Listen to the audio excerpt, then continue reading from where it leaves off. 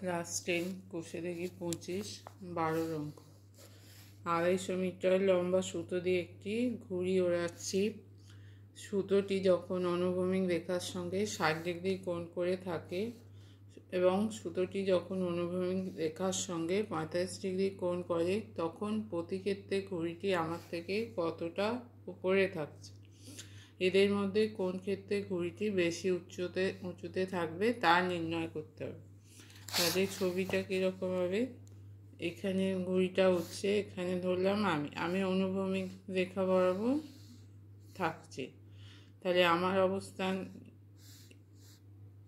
অনুভূমিক রেখা বরাবর যে কোনো একটা জায়গায় হতে পারে। আচ্ছা, একটা ঘুড়িটির দৈর্ঘ্য, সুতোর দৈর্ঘ্য তার মানে সিকে হচ্ছে 250 মিটার। এবার ঘুড়িটি আমার থেকে কতটা উপরে থাকবে, তার মানে এই দূরত্বটা বার করতে হবে, কেবি। তাহলে কেবির দূরত্ব হচ্ছে কত? প্রথম ক্ষেত্রে কেবি দূরত্বটা বার করতে হবে। এই কোণটা 60 ডিগ্রি আর ঘুড়ির সুতো হচ্ছে কেসি সমান 250 মিটার। এবার ঘুড়িটি যখন আবার 45 ডিগ্রি অনুভূমিক রেখার সঙ্গে 45 ডিগ্রি কোণ করে, তখন ঘুড়িটি আমার থেকে কত দূরত্ব উপরে থাকবে। তার মানে যেহেতু আমি অনুভূমিক রেখায় অবস্থান করছি, তাহলে কে এ দৈর্ঘ্যটা হবে আমার থেকে ঘুড়িটির উচ্চতা। আচ্ছা, এখানে হচ্ছে কোণ হচ্ছে 45 ডিগ্রি, এখানে কে সি দেওয়া আছে 250 মিটার। মনে করি এখানে প্রথম অবস্থান ঘুড়ি কে, দ্বিতীয় অবস্থান কে ওয়ান। তাহলে প্রথমে ত্রিভুজ নেব, কে সি সুতোর দৈর্ঘ্য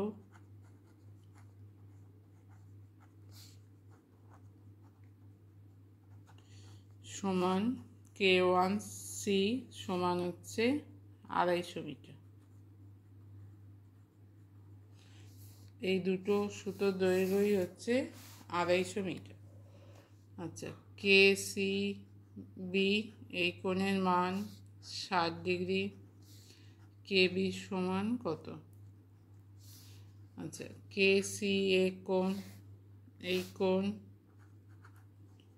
সমান 45 ডিগ্রি, কে ওয়ান এ এই দৈর্ঘ্যটা কত? আচ্ছা, এখানে কোণ দেওয়া আছে, অতিভুজ দেওয়া আছে, কি বার করতে হবে? লম্ব। তাহলে কি হবে? সাইন 60 ডিগ্রি সমান লম্ব বাই অতিভুজ K B by KC. Sign 60-এর মান কত? √3/2 কেবি বার করতে হবে, কেসি হচ্ছে 250 মিটার। তাহলে অতএব কেবি সমান 250 গুণিতক √3/2, 2 দিয়ে কাটলে হচ্ছে 125 সমান 125 √3 মিটার। তাহলে প্রথম ক্ষেত্রে ঘুড়িটি 125 √3 মিটার উঁচুতে আছে। আচ্ছা, একইভাবে কে ওয়ান সি এ, একইভাবে ত্রিভুজ কে ওয়ান সি এ, এখান থেকে কী পাবো? সাইন 45 ডিগ্রি, সাইন 45 সমান হচ্ছে লম্ব বাই অতিভুজ কে ওয়ান এ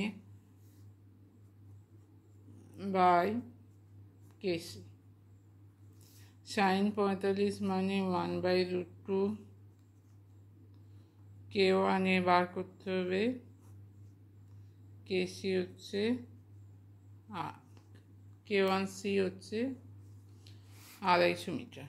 তাহলে অতএব কে ওয়ান এ সমান 250